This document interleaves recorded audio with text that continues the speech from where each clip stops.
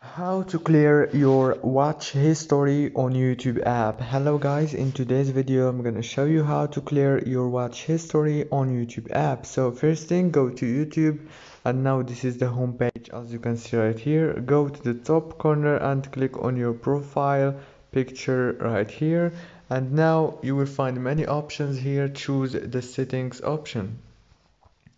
Now after you click on settings, it will take you to this page. Now you have to go to history and privacy right here, and you will find the first option, clear watch history. Click on it and click clear, as you can see right here.